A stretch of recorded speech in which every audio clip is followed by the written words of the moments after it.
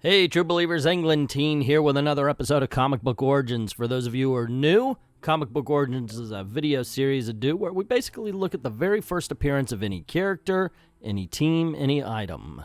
And this time around, we are looking at the Winter Soldier, thanks to CHRISTIE Miller for commissioning this video, where she said exactly this: Bucky, Winter Soldier, the origin of...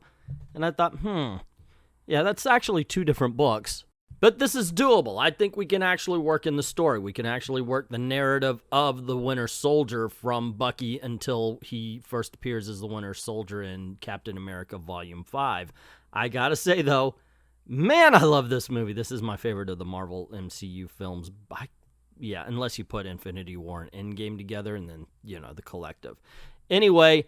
obviously, Winter Soldier was an excellent story written by Ed Brubaker, so we're going to be touching upon that as well. And as I said before, this video was commissioned by CHRISTIE Miller. I'd like to thank her very much. And if you want to commission a video yourself, just go on over to Ko-Fi and commission your own video. We've got quite a few categories, like Bad Comic Beatdown. If you've got a bad comic book or Really That Bad, which is a bad storyline you would like another look at, we could make fun of or just find out, really, does it deserve the bad reputation it has? Comic book origins like this one, or Comic Books Were Better, which is my top 10 list, counting down all sorts of reasons why comic books of the past are better than modern day comics. And there's a specific category if you would like to bring up a minority character or Really That Good, which is just the opposite of Really That Bad. Hey, Secret Wars is supposed to be good. Let's see if it really earned that reputation. Once again, just go on over to Ko-Fi. Links in the description below. I'd like to thank everybody who's already done this for us. There's been quite a few. It's a lot of fun to do. And with all that aside, let's get on with the first appearance of Bucky, Captain America Comics, #1. Like always, first thing we do is take a look at the cover, and this is iconic. I mean, come on, yeah, look at this. We've got a guy in the back with some sort of not Nazi symbol on his arm, looking at television where some Germans are bombing a U.S. munitions dump. You've got some guy shooting Captain America right in the shield, and two other guys who seem to be actually hitting Captain America, or their bullets are just disappearing between where they're firing, because they don't hit the wall or anything. They don't fly past them. We're announced Bucky, of course, and he's redhead here, and Captain America punching out the Hitler, while another soldier just kind of looks on. That's it. I do like the fact that they included the bars bent out, but there's no way that Captain America jumped through that window and punched that guy at that angle. Just saying. Alrighty, that's all I have to say about this. I mean, come on. It is one of the most iconic and greatest covers of any comic book ever. Okay, considering the first appearance of Bucky is also the first appearance of Captain America, I'm not going to go over too much here. We're going to focus on the Winter Soldier, but I do want to touch upon at least how we are introduced to Bucky. The very first page, he's right there waving along with, or right behind Captain America anyway, and it says, "As the ruthless warmongers of Europe focus their eyes on a peace-loving America, the youth of our country heed the call to arm for defense. But great as the danger of foreign attack is, the threat of invasion from within, the dreaded fifth column. It was easy joining the army with forged papers, now to carry out Führer's plans.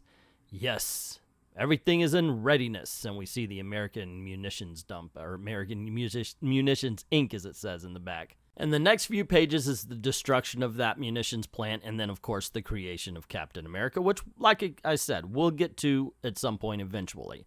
Let's get to the part where we are introduced to Bucky. And that happens right after Captain America's first battle, after he gets his super soldier serum. Who is Captain America? A whole nation thrills to his daring exploits. His name becomes a symbol of our age to millions of Americans, and by word of terror in the shadow world of spies. At Camp Leahy of the United States Army, Bucky Barnes, mascot of the regiment, approaches Private Steve Rogers. Ladies and gentlemen, the first real appearance of Bucky Barnes. "Oh, Steve, look at the Captain America has done it again. Boy, how I'd like to meet that guy. I wish I could be like him." "Maybe you can, Bucky. Maybe you can." That same night when Bucky visits Steve's tent, he makes a startling discovery. "Hello, Steve, I came down to... What? You're Captain America? You little rascal, I ought to tan your hide. I guess you got me dead to rights. I am Captain America. Gosh, gee whiz, golly, I never thought. From now on, we must both share this secret together. That means you're my partner, Bucky. And so Bucky's dreams fulfilled as he fights side by side with Captain America against the vicious elements who seek to overthrow the U.S. government. So there you go, gang. That is the first appearance of Bucky. Now, you can't have Winter Soldier without Bucky being dead or presumed dead. But guess what? He was actually dead. He was killed. He was absolutely freaking killed in Captain America comics. In issue number 66, you can see it right here on the cover, but we're going to be taking a look at the pages, and I will explain. I don't know about everything, but as much as you need to know. It happens when Captain America and Bucky are after a criminal named Lavender. "Shoot straight, you fools," she says as her men shoot at Captain America, hitting the shield. Captain America and Bucky jump towards her. "Didn't you hear the lady?" Bucky socks, literally socks, that's what it says, one of the criminals. "That's no lady, Cap. That was the boss, Lavender. We've been trailing her gang for a long time." "What a pity," she says. "It seems I have to do everything myself, including my own killing." Blam! And kills Bucky. Captain America ignores Lavender as she makes her escape. He carries Bucky's body to the hospital and says that the doctor said there was no hope, but they will try to operate anyway. And there you go. That's the death of Bucky. At least it was the original death. See, Stan Lee wanted to use Captain America in modern-day Marvel, so in Avengers number 4, he brought Captain America back.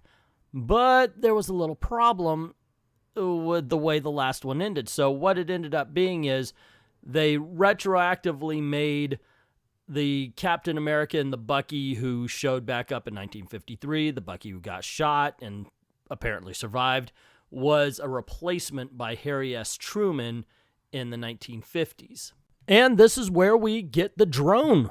It's an explosive-filled drone that Captain America and Bucky both try to stop. Bucky's closer to it. He makes the leap. Captain America doesn't and falls into the drink where he ends up being frozen until, of course, Namor finds him and then the Avengers thaw him out. Bucky, on the other hand, is perceived to have died when the plane exploded.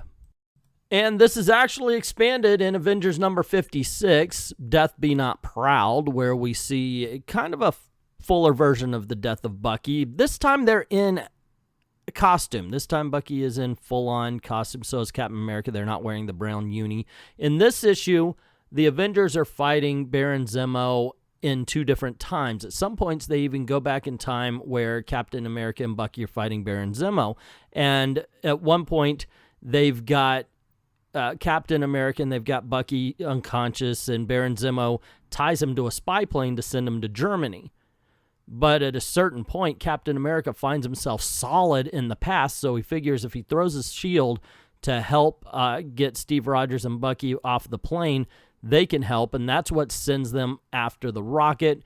As we know, Bucky makes the leap. Steve Rogers doesn't. He goes into the drink, and Bucky dies all over again, causing, of course, Captain America to grieve once more. And, of course, this was canon for decades.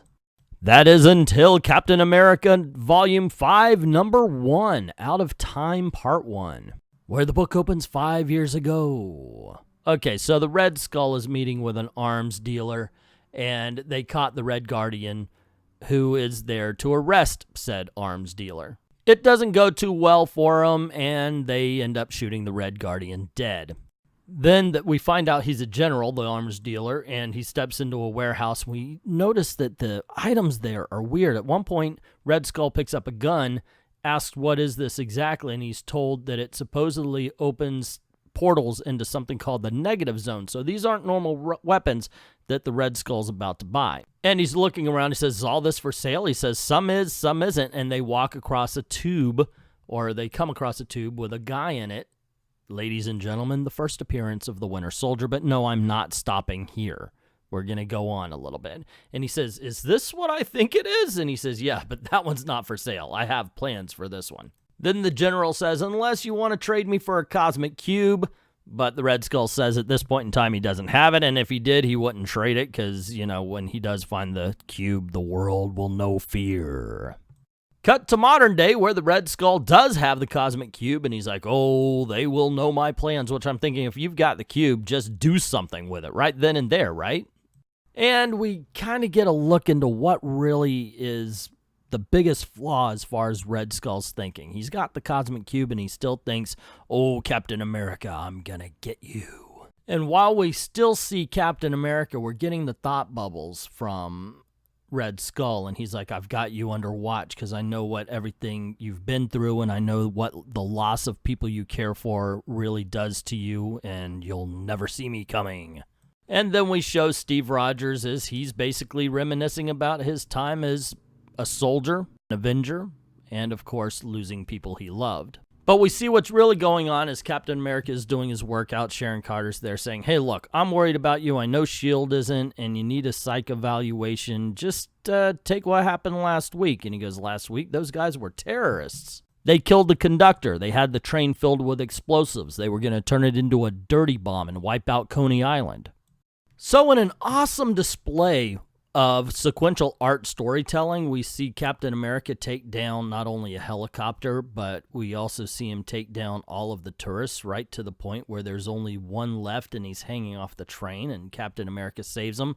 The guy thanks him, but he says, don't thank me yet. I'm just need you to tell me how to defuse the bomb. And he says, I know I'm going to survive this explosion, will you? Then we cut to Agent 13 and Steve Rogers talking on a roof where she's saying, you've been reckless, and talks about all the damage that he did while he was stopping the train and the fact that he was willing to kill. He's just become more violent since the Red Skull got away from him.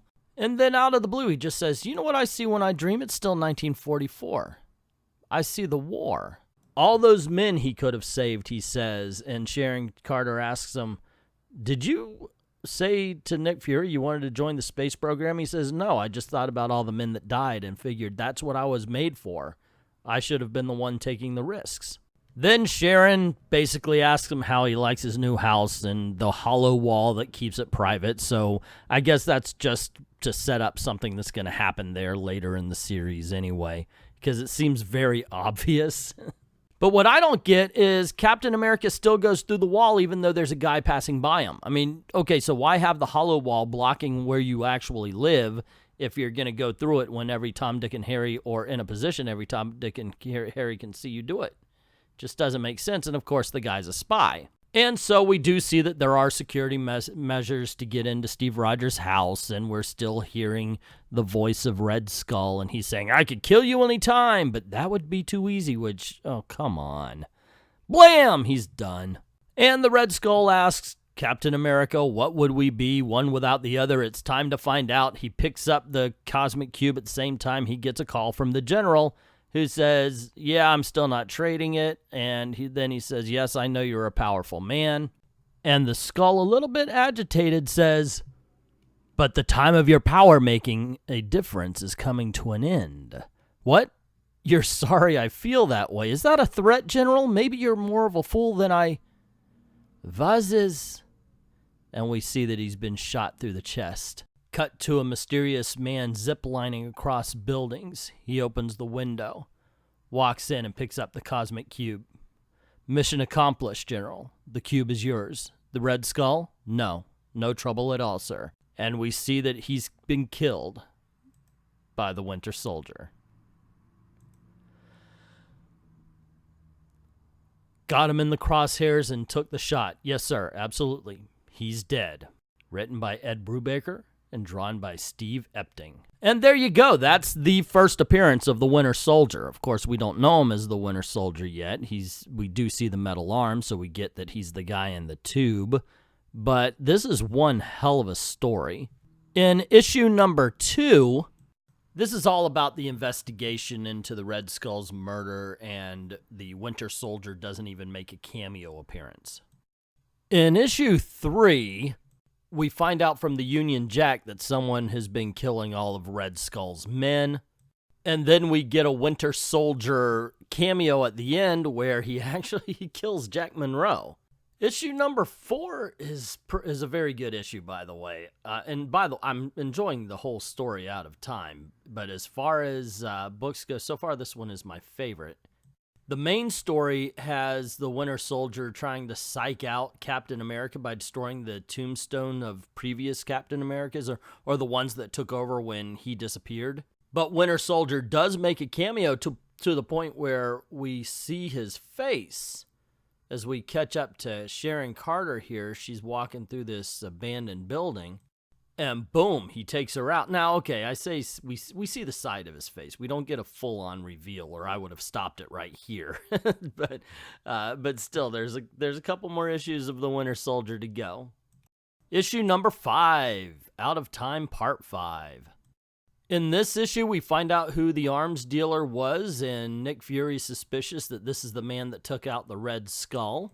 He brings up the name of a Russian village, and this is the crux of this particular issue, where Captain America is just relaying the story of how he, Bucky, and a whole bunch of American troops came into the village one day and had a big old battle, where at one point the Nazi super soldier came out to play. And while the Winter Soldier doesn't make an appearance, we do find out that Nick Fury has a file on him and knows a lot more than what he's letting on, because he says he wants to make 100% sure before he destroys Captain America's world. And that leads us to issue 6, Out of Time Part 6, where we're getting the Winter Soldier right here on the cover. Of course, I guess at this point back then, you didn't know exactly the identity of the guy, but there you go. The book opens up as we see the Winter Soldier with Jack Monroe right next to him, and he's saying, yes, the Patsy is here, and okay, I do have the shield woman, and I will take care of her according to orders. And then it cuts to Nick Fury talking to one of his agents who used to have a relationship with Sharon, and he is very, very worried, takes a little tone with him. Of course, Nick Fury's got to smack that crap down right away. And when Nick Fury is asked, well, does Captain America know that Sharon Carter's missing? Nick Fury says, no, he's got a lot on his mind already, and I don't want him to know about it until we've already found her. Cut to Captain America, just off the English Channel. And we soon find out that what Cap's doing there is he's exploring the castle where Zemo had him and Bucky tied down, and this is basically where he died and where Bucky had died. And while exploring the castle, he's attacked by real Nazi soldiers, not able to believe it. So he figures, okay, I got to get out of here. He makes his way for the windows, of course, blocking the bullets as best he can. And he throws a shield behind him and realizes, of course, they're not here. And he realizes, wait a second, somebody's manipulating. It's the Cosmic Cube. Whoever's holding the Cosmic Cube right now is manipulating my memories. Not only, of course, forcing him to hallucinate, but also changing certain bits about the memories. Like maybe they heard something from someone else, and it's not exactly how Steve Rogers remembers things. And that's when whoever's holding the cube makes him relive the moment that Bucky had died. As he's yelling, wait, it's probably booby-trapped. Oh, I'm losing my grip. I see it. Oh, God, Cap, it's gonna blow. Drop off, Bucky. Let go. I can't. I'm stuck. And as Steve Rogers falls, he sees the plane blow up. And Steve just wonders aloud, why is he being forced to relive this? Why is he being forced to have this part of his past back? And as he gets into the jet, he gets a vision of Sharon Carter being held hostage, and he tells the guy, you've got to get us to America as fast as possible. So when they arrive back in New York, Captain America calls Nick Fury and says, Sharon Carter's been captured. Nick says, I know. He says, I know where she is. Captain America says she knows where he is. And Nick Fury says, just tell me where you are. I'll send a team. And he says, well, I couldn't communicate because we were flying at top speed, but I'm here now. Nick Fury tries to give him some information, but Captain's like, hey, we don't have time right now. And that's where this page ends. And this is where we get another just about 2 pages worth of awesome sequential storytelling art. I love it. And it shows us, exactly how badass Captain America can be. He makes it over to Sharon Carter and rips the tape off her mouth. And she's like, wait, it's a setup. And he goes, I know, don't worry about it. And she's like, no, you don't understand. The guy who took me, I've seen him. I think it's Bucky. And ladies and gentlemen, the real first appearance of the Winter Soldier. Not some guy in a tube, not a shadow. Boom. Bucky is the Winter Soldier right here, ladies and gentlemen. He's like, I got the shot, I could take him out, but the general says, no, don't, no matter what your personal feelings are. And he's like, it isn't about feelings. He's going to be a problem. He's really good.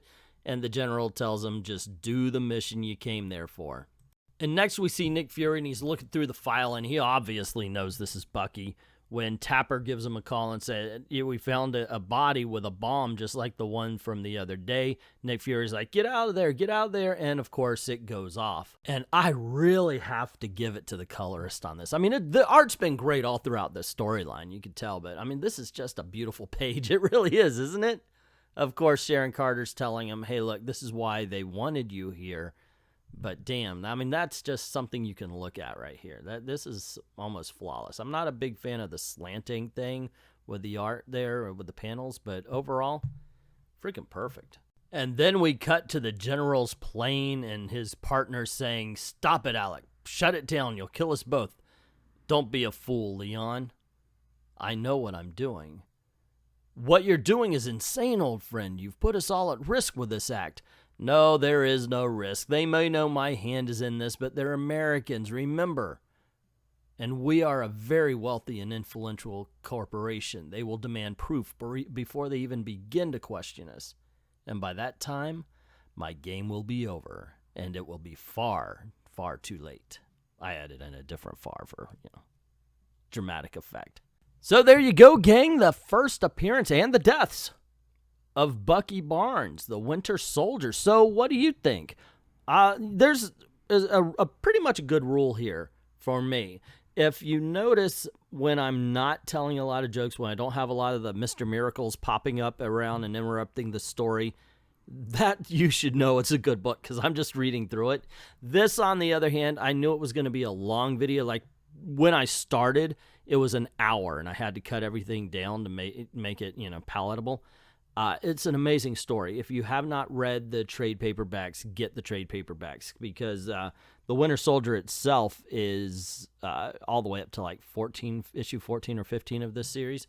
That's the whole story. So this is just part one, and it is, in my opinion, one of the best things that Marvel has ever produced. Easily, hands down. Now, once again, I've got to thank Christy Miller for commissioning this video, and if you want, just go on over to Ko-Fi, and that's where you commission whatever video you want to do, whatever character, storyline, whatever team, whatever object, and any of these categories you see. I'm going to start adding on for my Disney Channel and for the Extreme Movie Show as well. It's a lot of fun doing this because I don't know who or what I'm going to be talking about when I get a Ko-Fi commission. So please go on over and give that a shot. Don't forget to click like, share, subscribe, hit that notification bell if you haven't done it already. That's all that YouTube really cares about. Please share because YouTube has strangled my channel. They are shadow banning me. So they're not sharing it, and when they do share it, they share it with things like little kids playing with toys and people who just aren't interested in comic book channels. Anyway, thank you to everyone who's already done that, and to everyone, all of the true believers, thank you very, very much for watching.